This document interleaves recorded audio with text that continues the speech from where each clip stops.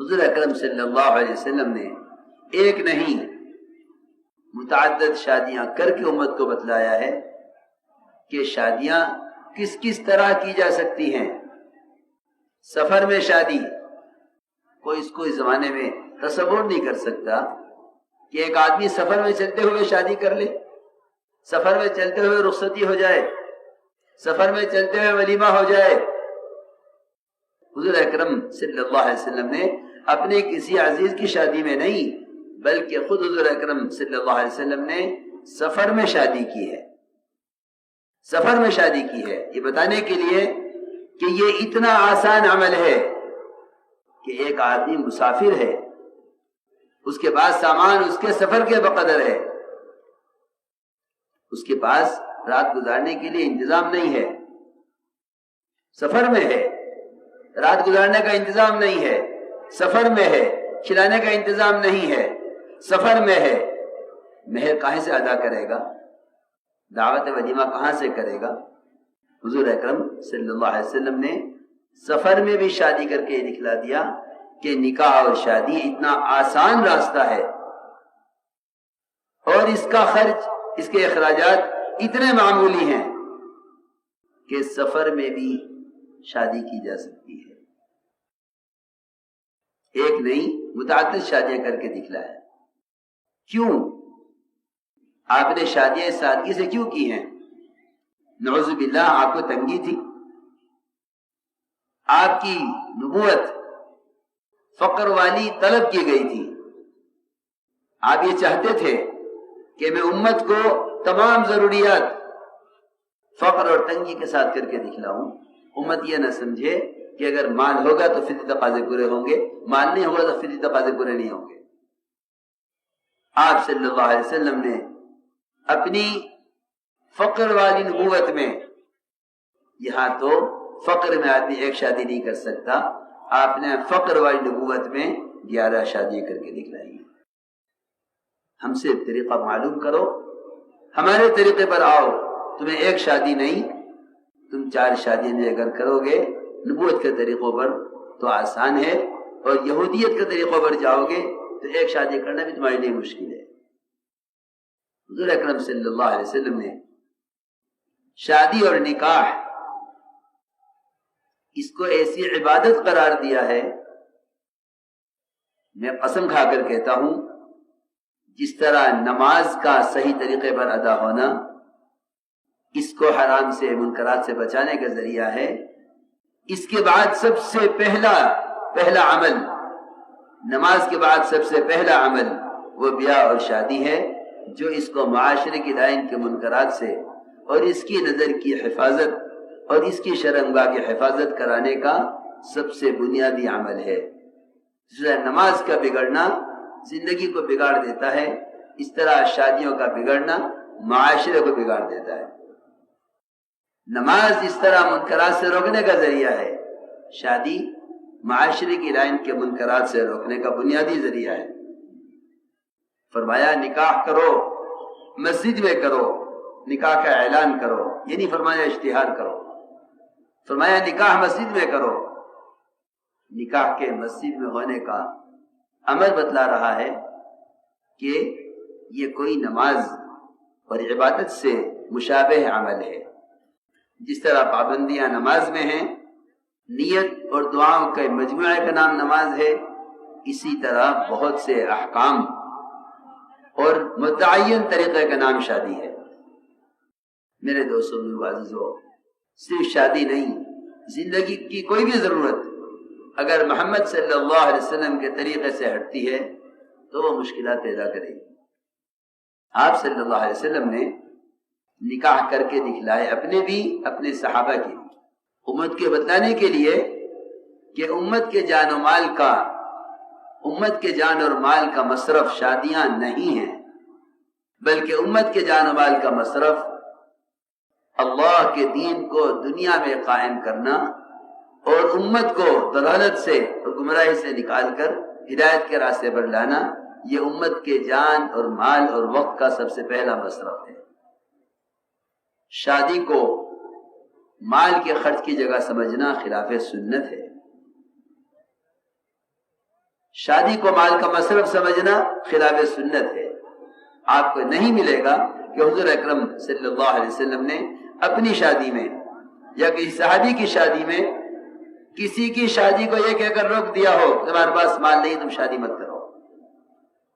ایک صحابی نے عرض کیا کہ یا رسول اللہ اس عورت سے میری شادی کرنی ہے. فرمایا جاؤ کچھ لے کر آؤ مہر میں دینے کے لیے. عرض کیا کچھ نہیں ہے. فرمایا جاؤ تلاش کرو. عرض کیا کچھ نہیں ہے. فرمایا ایک لوہے کی انگوٹھی لے آؤ. حالانکہ لوہے کی انگوٹھی پہننا جائز نہیں ہے. یہاں آپ نے تحقیر اور تقریر کے لیے فرمایا کہ اگرچہ اتنی تھوڑی چیز حقیر چیز کیوں نہ ہو لے آؤ مہر میں دینے کے لیے. آ کر عرض کیا لوہے کی انگوٹھی بھی میرے گھر میں نہیں ہے. آپ نے فرمایا زوجتکھا بما معک من القرآن, میں نے تیری شادی اس لڑکی سے اس قرآن پر کر دی جو قرآن تجھے آتا ہے تو اس کو سکھلا دے. کوئی ہے آج شادی کرنے والا تو مجھے قرآن سکھلا دو میں تجھ سے شادی کروں. جب شادیاں دین کے مقصد سے ہٹیں گی تو شادیاں مال سے ہوں گی, آل سے نہیں ہوں گی. آپ دیکھ رہے ہیں لوگ مال وصول کر لیتے ہیں, آل کو چھوڑ دیتے ہیں. شادیاں مال سے ہوتی ہیں, آل سے نہیں ہوتی. اگر سنت کی طرف آؤ گے تو شادیاں آل سے ہوں گی, مال کا کوئی استعمال نہیں ہے. اس میں کوئی شک نہیں کہ قرآن کی تعلیم تو مہر نہیں بنے گی. ان صحابی نے مہر بعد میں ادا کیا, لیکن آپ نے یہ نہ فرمایا کہ شادی مت کرو کہ مال نہیں ہے. جتنی لڑکیاں اپنی عمریں گنوا دیتی ہیں انتظار میں, وہ صرف اس لیے کہ غیروں کے طریقوں پر شادی کرنے کا انتظام نہیں ہے. یہ اس انتظار میں ہیں کہ غیروں کے طریقوں پر شادی کا انتظام ہو تو شادی کریں. لڑکے والے لڑکی والے دونوں اس انتظار میں ہیں کہ جب تک یہود و نصارہ کے طریقے پر شادی کا انتظام نہ ہو جائے شادی کیسے کی جا سکتی ہے. برکتیں تلاش کرتے ہیں مشائخ بزرگوں کی دعاؤں میں. نکاح کس سے پڑھواؤں, نکاح کس سے پڑھواؤں؟ کوئی ایسی شخصیت بتلاؤ جس کے نکاح پڑھانے سے میرے نکاح میں برکت ہو جائے. خدا کی قسم محمد صلی اللہ علیہ وسلم سے بڑھ کر کوئی شخصیت نہیں. اگر ان کے طریقے سے ہٹ کر کسی ولی کامل سے بھی نکاح پڑھوا لے اور شادی آپ کے طریقے پر نہ کرے تو برکت کا کبھی تصور بھی نہیں کرنا چاہیے. یہ نہیں فرمایا جو نکاح میں پڑھاؤں برکت والا ہے, یہ فرمایا جو نکاح میرے طریقے پر ہوگا وہ عظیم برکت والا ہوگا. اعظم النکاح برکتاً ایسرہ مؤونہ, کہ جو نکاح میرے طریقے پر ہے, جو میں نے آسانی سے کر کے دکھلایا ہے, جو آسانی میں نے دی ہے نکاح میں, اگر اس آسانی کا راستہ اختیار کرو گے تو اس سے عظیم برکت والا نکاح کوئی نہیں ہے. اس لیے میرا عزیز دوستو, میں نے عرض کیا کہ اس شادی کو عبادت بنانا ہے, اس شادی کو عبادت بنانا ہے. ورنہ حدیث میں آتا ہے کہ شیطان اپنے نطفے کے ساتھ برابر صحبت میں شریک رہتا ہے. جس طرح ایک بیٹا باپ کے مشابہ ہوتا ہے, خدا کی قسم شیطان کی شرکت سے اولاد شیطان کے مشابہ ہوتی ہے. ان کی شکل کے باپ سے ملیں گی, ان کی حرکتیں شیاطین سے ملیں گی, صرف اس لیے کہ حیوانوں کی طرح, جانوروں کی طرح خواہش کا پورا کرنا خوشی نہیں ہے, بلکہ سنت کے مطابق عورت سے ملنا. فرمایا دعا پڑھ لیا کر, دعا پڑھ لیا کر صحبت سے پہلے, اللہم جنب الشیطان وجنب الشیطان ما رزقتنا. اے اللہ جو اللہ تو مجھے دے رہا ہے تو شیطان سے اس کی حفاظت کر. اس دعا کا پڑھ لینا اس کے نطفے کو خالص رکھتا ہے.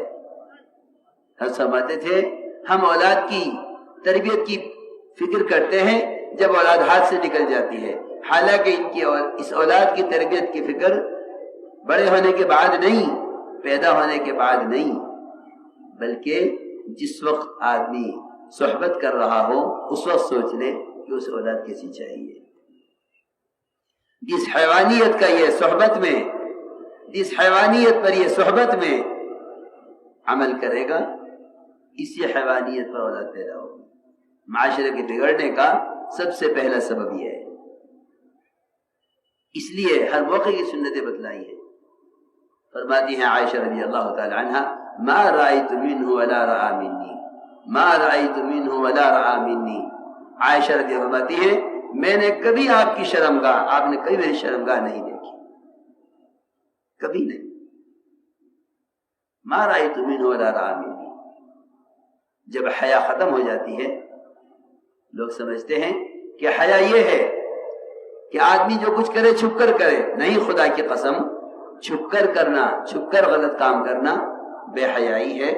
کھل کر غلط کام کرنا بے حیائی نہیں ہے. لوگوں کی سوچ بہت الٹی ہے، بہت الٹی سوچ ہے. دین کی سطح کے گر جانے کی وجہ سے کھل کر گناہ کرنے کو بے حیائی سمجھتے ہیں. حالانکہ خدا کی قسم، کھل کر گناہ کرنا بے حیائی نہیں ہے، چھپ کر گناہ کرنا بے حیائی ہے. یہ بات سمجھ میں آنی مشکل ہے. کھل کر گناہ کرنا، کھل کر گناہ کرنا بے حیائی نہیں ہے، چھپ کر گناہ کرنا بے حیائی ہے.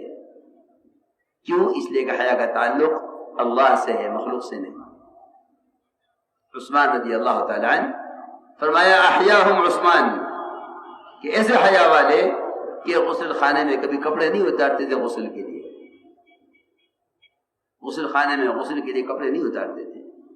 کیوں؟ کس سے شرم ہے؟ یہاں کوئی دیکھنے والا نہیں ہے، اللہ سے شرم آ رہی ہے، اللہ دیکھ رہے ہیں. یہاں حال یہ ہے بارات کی بدعت. بارات کا مطلب یہ ہے میں اپنی بیوی کو لینے جا رہا ہوں، میرے ساتھ محلے کے لڑکوں میں سے کون کون جائے گا. خدا کی قسم ذرے کے برابر دل میں حیا ہوتی تو کبھی نہ کہتا کہ بیوی کو لینے جا رہا ہوں، کون کون چلے گا. حضور اکرم صلی اللہ علیہ وسلم کی زوجہ محترمہ عائشہ رضی اللہ تعالی عنہا ام رومان نے منہ پر ایک پانی کا چھپکا مارا، بال پیچھے کو سمیٹے، جھولے سے اتارا، دوڑاتی ہوئی لے گئی حضرت عائشہ کے اپنے ہی گھر میں. اپنے ہی گھر میں وہیں آپ تشریف فرماتے. حضرت عائشہ فرماوے میرا سانس پھولا ہوا، سانس پھولا ہوا میرا، بھگا کے لائی مجھے میری ماں اور رخصت کر دیا. آپ اندر بیٹھے ہوئے تھے، انصار بیٹھے ہوئے تھے. حضرت عائشہ کے گھر میں ہی رخصتی ہو گئی. یہاں تو عجیب عجیب بدعتیں ہیں، لڑکی یہاں سے رخصت ہوگی وہاں جائے گی. حضرت عائشہ رضی اللہ تعالیٰ کی رخصتی انہی کے گھر میں ہو گئی. آپ نے حضرت عائشہ سے ملاقات انہی کے گھر میں کر لی. آپ تشریف لے آئے حضرت عائشہ کے گھر میں، وہی رخصتی ہو گئی. ان بدعتوں نے شادیوں کو مصیبت بنا دیا ہے، مصیبت. یہاں سے بدعتیں شروع ہوتی ہیں، یہاں سے بدعتیں شروع ہوتی ہیں. جہاں جس عمل کی سنت نہیں ہوگی یا وہ عمل بدعت بنے گا یا یہودیت نصرانیت بنے گا. اس لیے میرے عزیز دوستو، ان سارے زوائد کو، فضول چیزوں کو چھوڑو، تحقیق کرو کہ سنت طریقہ کیا ہے شادی کا. خاندان ناراض ہوگا. حدیث میں آتا ہے جو اللہ تعالیٰ کو راضی کر کے ساری مخلوق کو ناراض کر لیتا ہے، اللہ اس سے راضی ہو جاتے ہیں، مخلوق کو بھی راضی کر دیتے ہیں. اور جو اللہ کو ناراض کر کے ساری مخلوق کو راضی کر لیتا ہے، اللہ تعالیٰ خود ناراض ہو جاتے ہیں، ساری مخلوق کو ناراض کر دیتے ہیں، کیونکہ قلوب اس کے ہاتھ میں ہے، قلوب ہمارے تمہارے ہاتھ میں نہیں ہے. میں نے ایک بات عرض کی ہے، وہ سوچنے کی ہے.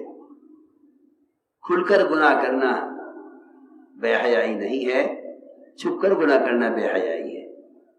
حضرت سلمان فارسی رضی اللہ عنہ کا شادی ہوئی. صبح کو دو صحابہ ملے. ہاں بھائی فرماؤ رات کیسی گزری؟ ادھر منہ کر لیا. ادھر دوستوں نے کہا ارے بتاؤ تو سلمان رات کیسی گزری؟ ادھر منہ کر لیا. دوستوں نے اصرار کیا، ناراض ہونے لگے. ارے دوست کو بتا دیا کرتے ہیں، لڑکیاں سہیلیوں کو بتا دیا کرتی ہیں رات کیسی گزری. حضرت سلمان فارسی رضی اللہ تعالیٰ عنہ جب مجبور ہو گئے تو غصہ آ گیا. فرمایا ایک حدیث سنو. یہ فرمایا حضور اکرم صلی اللہ علیہ وسلم نے کہ جو میاں بیوی آپس میں حلال طریقے سے، صحیح نکاح کے ذریعے حلال طریقے سے آپس میں ملیں اور صبح اٹھ کر دوستوں کو بتائیں کہ ہمیں رات کیسے گزاری ہے۔ حدیث میں فرمایا یہ دونوں کے دونوں اس گدھے اور گدھی کی طرح ہیں جو راستے میں چفتی کرے اور ساری دنیا ان کو دیکھے۔ اس سے اندازہ کر لو کہ بے حیائی کھل کر گناہ کرنا نہیں، چھپ کر گناہ کرنا ہے۔ بے حیائی کھل کر گناہ کرنا نہیں، چھپ کر گناہ کرنا ہے۔ صاف فرمایا سلمان فارسی رضی اللہ عنہ کہ میں نے حضور اکرم صلی اللہ علیہ وسلم فرماتے ہوئے سنا ہے جو شخص اپنی بیوی سے حلال طریقے سے ملاقات کرے اور صبح اٹھ کر دوستوں کو بتلائے کہ میں نے رات ایسے گزاری ہے، یہ اس گدھے اور گدھی کی طرح ہے جو راستے میں جفتی کرے لوگ ان کو دیکھیں۔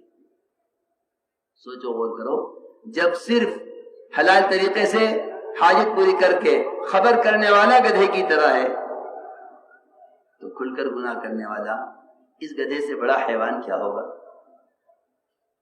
اس گدھے سے بڑا حیوان کیا ہوگا؟ اس لیے میں نے عرض کیا کہ حیا اللہ سے تنہائی میں شرمانے کو کہتے ہیں۔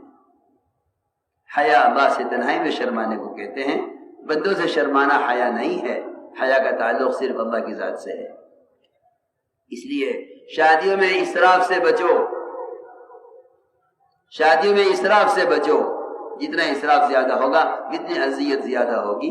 حضور اکرم صلی اللہ علیہ وسلم نے تمام شادیوں میں کہیں پنیر کھلایا، کہیں کھجوریں تقسیم کر دی، کہیں چھوارے بکھیر دیے، فرمایا کھاؤ تمہاری ماں کا ولیمہ ہے۔ آج اگر کوئی چھوارے کھلا دے ولیمے میں، کوئی ولیمہ نہیں مانے گا، کوئی اس کو ولیمہ نہیں مانے گا، حالانکہ عین سنت ہے۔ ولیمہ کرو، ضرور کرو، ولیمہ کرو، شوق سے کرو، لیکن ایک سنت یہ ہے ولیمے کی کہ ایک کھانا ہو۔ ولیمہ کرو، شوق سے کرو، لیکن ایک سنت یہ ہے ولیمے کی کہ ایک کھانا ہو، ایک کھانا ہو۔